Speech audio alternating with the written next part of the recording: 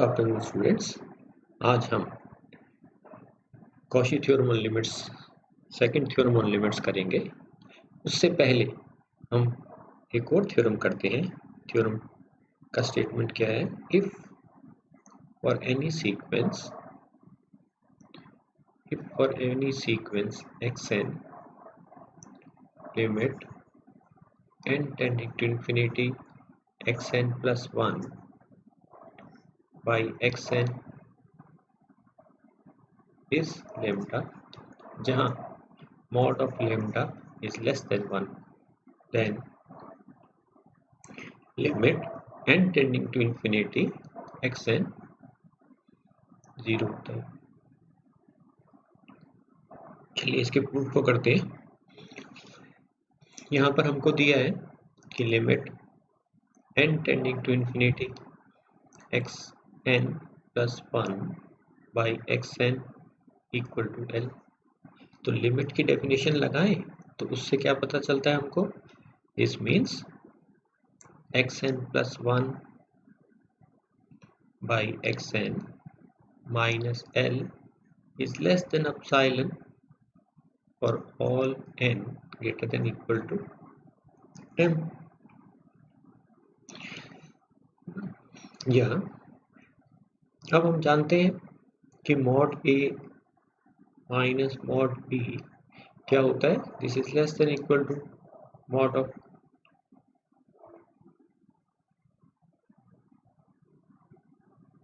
a minus b। तो का मतलब क्या हुआ? mod of xn plus 1 by xn minus mod l is less than equal to xn plus 1 by xn minus l। और ये हमें दिया हुआ है this is less than epsilon, है ना? इसका मतलब क्या हुआ? mod of xn plus 1 by xn, ये हमको लेम्डा दिया हुआ है। सॉरी, इसको यहाँ पे सही कर देते हैं। ये हमको लेम्डा दिया हुआ है।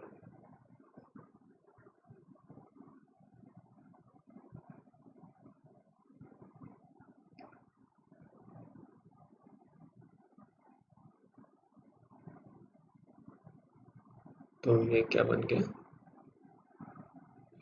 xn plus 1 by xn minus lambda is less than epsilon, या xn plus 1 by xn is less than mod lambda plus epsilon। तो for all n greater than equal to m। अब यहाँ पे हमको क्या दिया हुआ है? we are given, हमें क्या दिया है? mod of lambda is less than 1। तो we can find, हमें ऐसा नंबर मिल सकता है। find epsilon such that mod of lambda plus epsilon still ये जो है ये भी लेस देन 1 बन जाए। चलो इसको l कह देते कि mod ये lambda प्लस एप्सिलॉन 1 बन जाए, जहाँ एप्सिलॉन पॉजिटिव नंबर है। कोई पॉजिटिव नंबर इस प्रकार का हमको मिल सकता है, ढूंढ सकते हैं, चूज कर सकते हैं कि mod lambda plus epsilon is still less than 1। तो अब ये रहा पॉजिटिव नंबर कोई हमारे पास। तो इस पॉजिटिव नंबर के लिए अब ऊपर हमारे पास लिमिट की डेफिनेशन लगाई, तो इससे क्या कहते हैं कि भाई हर पॉजिटिव नंबर के लिए कोई m मिलेगा। तो ये रहा पॉजिटिव नंबर एप्सिलॉन। तो इसके लिए इसका मतलब क्या हुआ? दिस मीन्स ये जो xn plus 1 by xn is less then, ये है mod lambda प्लस एप्सिलॉन, इसको हमने l कहा। ये अब एप्सिलॉन, कोई जो एप्सिलॉन ये था उसके लिए तो कोई हमको नंबर मिलेगा। ये रहा हमारे पास नंबर आ गया n, है ना? तो इससे हर बड़े नंबर के लिए यह वाली बात सही होती है। तो इसका मतलब क्या हुआ, मॉड ऑफ, या इसको ही क्या लिख सकते हैं, xn plus 1 by mod of xn is less than l, है ना, जानते ही है mod of a by b क्या होता है, mod a by mod b होता है। इसको हम ऐसा लिख सकते हैं, या अगर कहें तो इसको क्या लिख सकते हैं, mod of xn plus 1 is less than l of mod of xn। अब ये वाली बात किसके लिए सही हो रही है, आप कहते हैं कि इस n या उससे हर बड़े नंबर के लिए सही हो रही है। कहने का मतलब अगर n को n रखो तो ये क्या हो गया, x n plus 1 is less than l mod of xn। ये n को इससे बड़ा नंबर रखा n प्लस 1 तो क्या हो गया, mod of x n plus 2 is less than l mod of x n plus 1। या अगर कहो mod of x n plus 1 किससे कम है, is less then this l mod of x n। या अगर कहें तो ये वाली बात क्या बन गई, l square mod of x n। तो इसी प्रकार से आगे बढ़े तो हमारे पास क्या आ जाता है, mod of x n plus p is less then n plus 2 था तो l स्क्वायर, तो ये क्या आ जाएगा, l p mod of x n, है ना। या अगर कहें तो n प्लस p, अगर n है तो इसको क्या लिख सकते हैं, कहने का मतलब क्या बन जाता है, ये x n is less than l raise to n minus n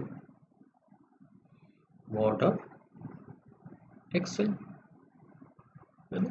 या आप देखें इसको तो क्या लिख सकते हैं, mod of x n is less than l raise to n mod of x n by l raise to n। अब इसको देखें, ये x N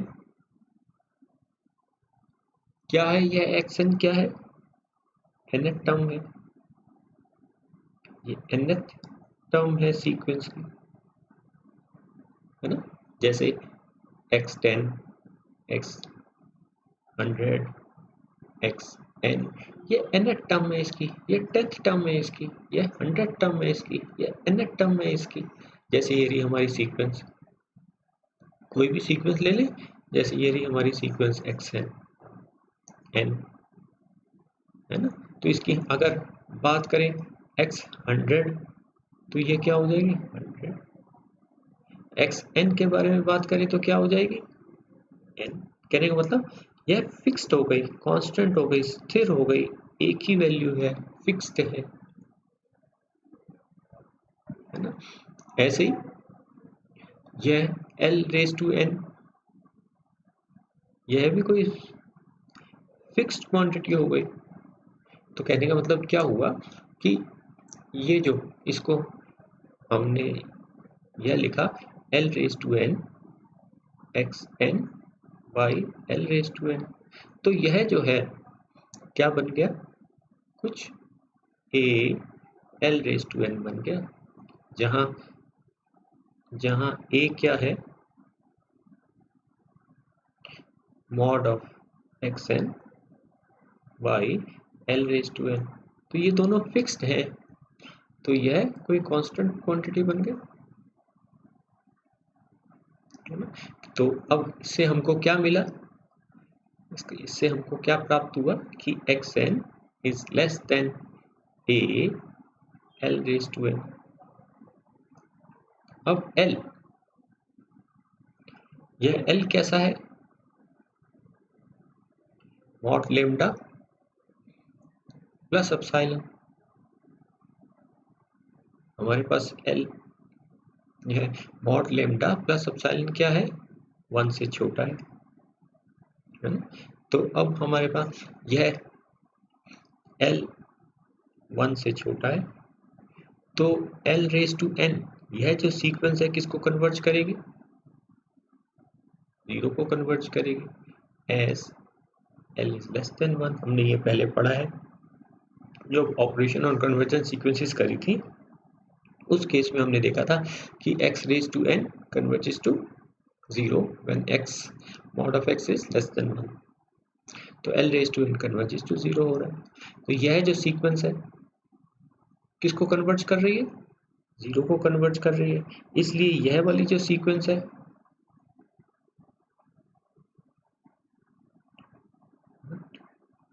this means mod of xn, यह जो सीक्वेंस है किसको कन्वर्ज करेगी?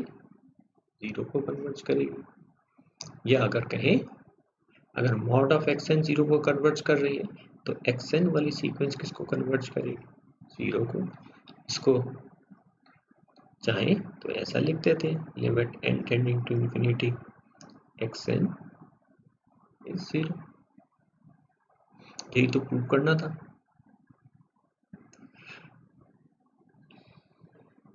चलिए अब Cauchy's second theorem on limit देखते हैं। Cauchy's second theorem on limit का स्टेटमेंट क्या है? Cauchy's second theorem on limit कहता है कि if xn is a sequence of positive terms, कि इस सीक्वेंस की सभी टर्म्स पॉजिटिव हैं,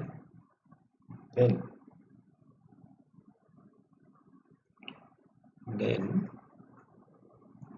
limit n tending to infinity xn raised to 1 by n, जो होगा वह क्या होगा? Limit n tending to infinity xn plus 1 by xn provided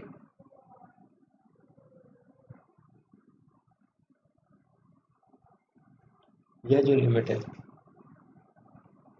provided limit n tending to infinity xn plus 1 by xn exist करे।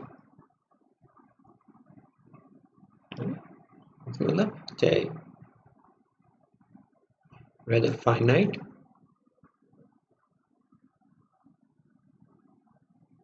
और infinite,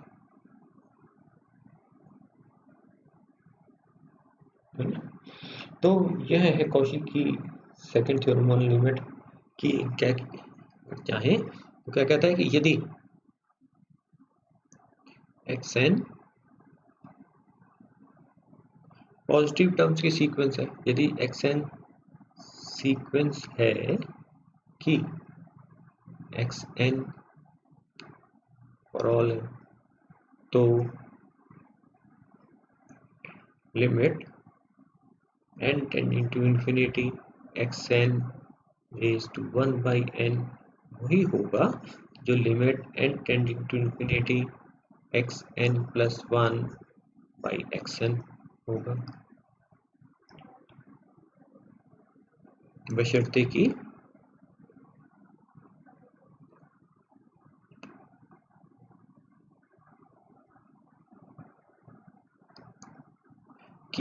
जो right hand side वाली limit है कब, जो बशर्ते कि यह जो राइट हैंड साइड वाली लिमिट है कि limit n tending to infinity xn plus 1 by xn का अस्तित्व हो।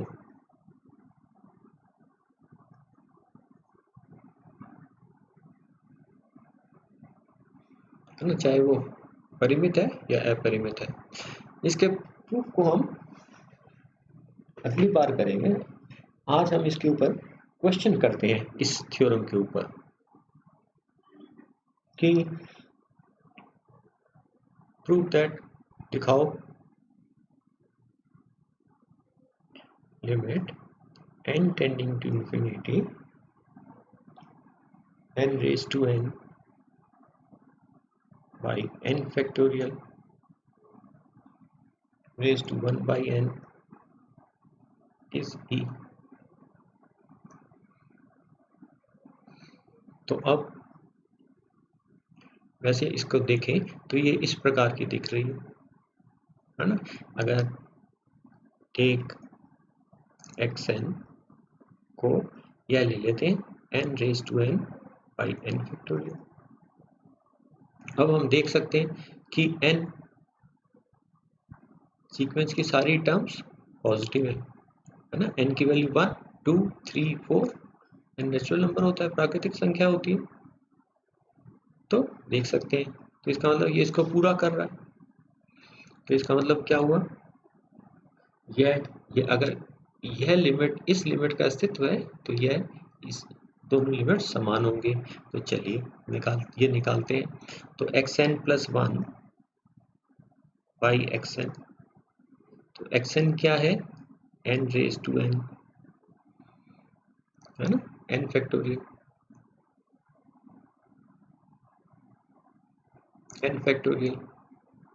बाई n फैक्टोरियल, तो n फैक्टोरियल।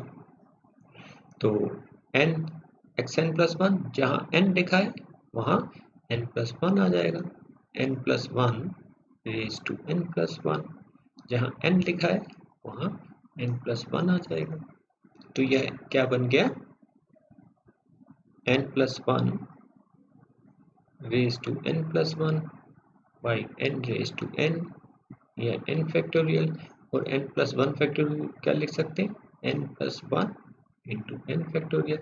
इस n फैक्टोरियल से n फैक्टोरियल कट गया, इस n प्लस 1 से ये एक n प्लस 1 कट गया। अब इसमें से अगर n ऊपर n raise to n common निकाला तो क्या बन गया, 1 plus 1 by n raise to n और divided by n raise to n। तो इसका मतलब क्या हुआ,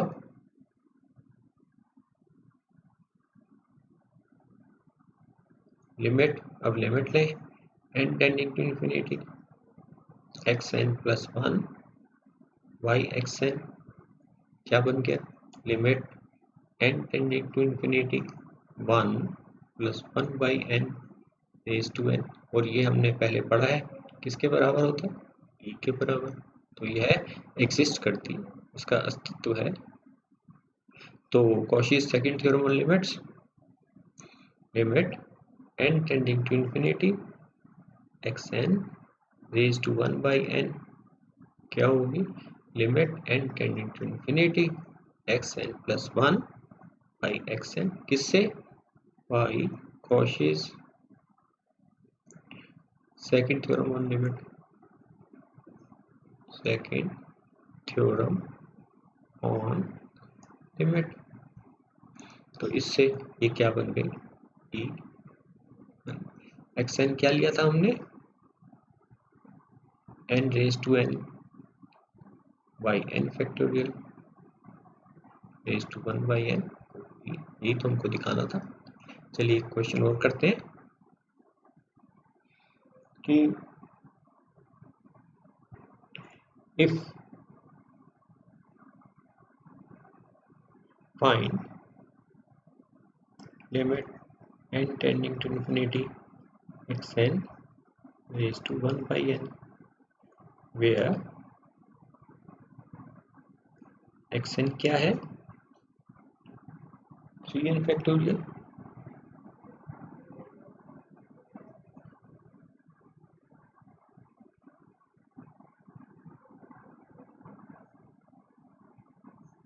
by n factorial raise to 3। तो अब Cauchy's second theorem on limit से हम जानते हैं limit n tending to infinity xn raise to 1 by n वही होगा जो limit n tending to infinity xn plus 1 by xn। अगर ये लिमिट एग्जिस्ट करती है तो यह भी लिमिट इसी के बराबर होगी। तो चलिए इसका सोल्यूशन को करें। तो xn प्लस 1 बाई xn, तो xn हमको क्या दिया हुआ, 3n factorial by n factorial cube. तो xn प्लस वन, जहाँ n है वहाँ n प्लस वन कर देते हैं, तो ये क्या बन गया 3n की जगह n प्लस वन कर दिए फैक्टोरियल।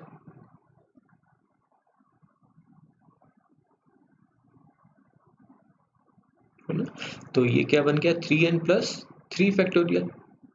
तो अब इसको 3n प्लस 3 फैक्टोरियल को क्या लिख सकते हैं 3n plus 3 into 3n plus 2 into 3n plus 1 3n factorial, नीचे 3n फैक्टोरियल,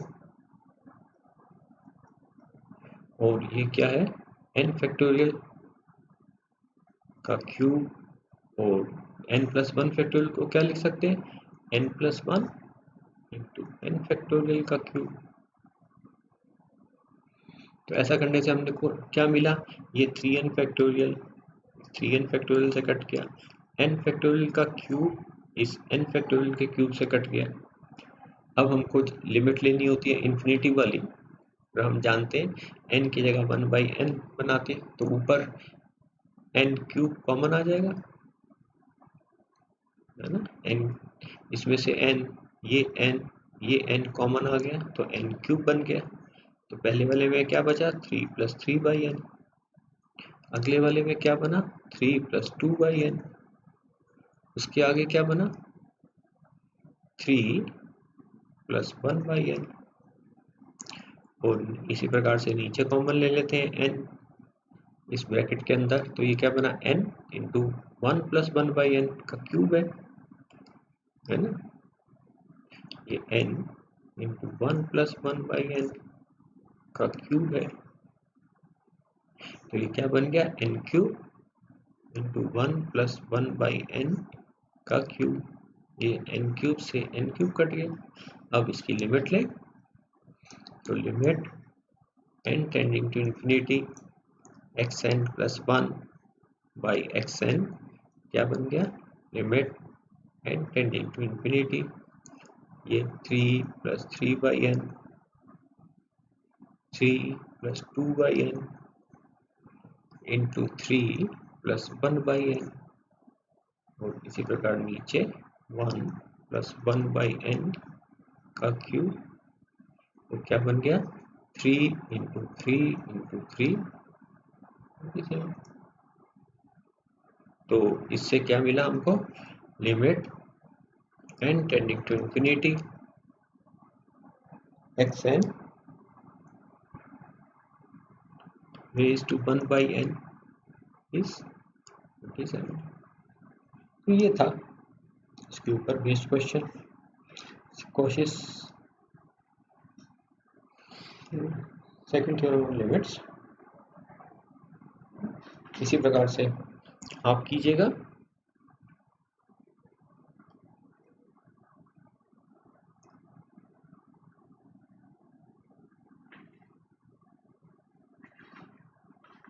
इसकी limit निकालिएगा।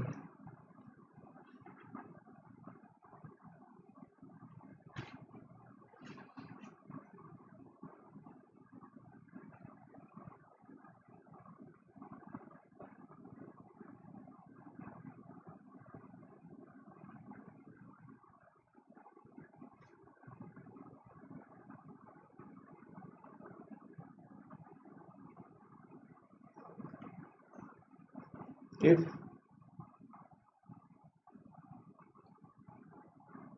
limit n tending to infinity 1 plus 1/n raised to n equal, then show that, then find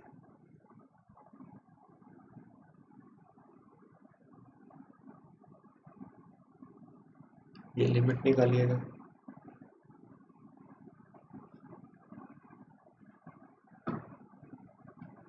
limit n tending to infinity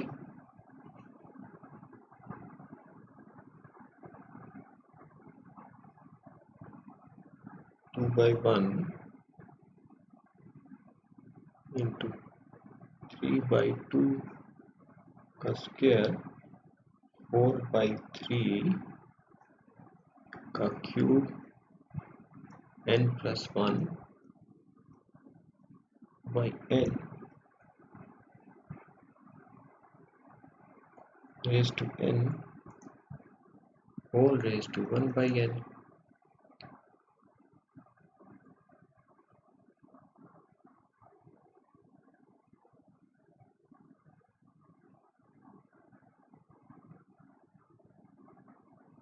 Find limit of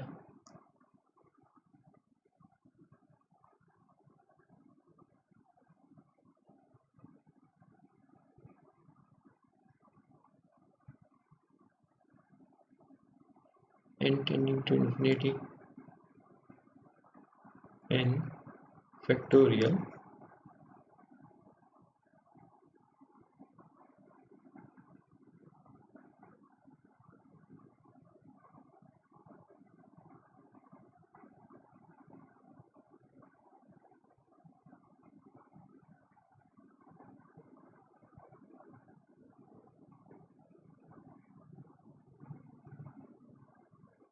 two by one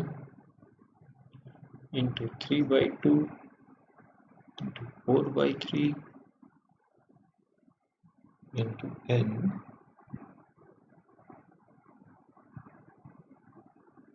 by n-1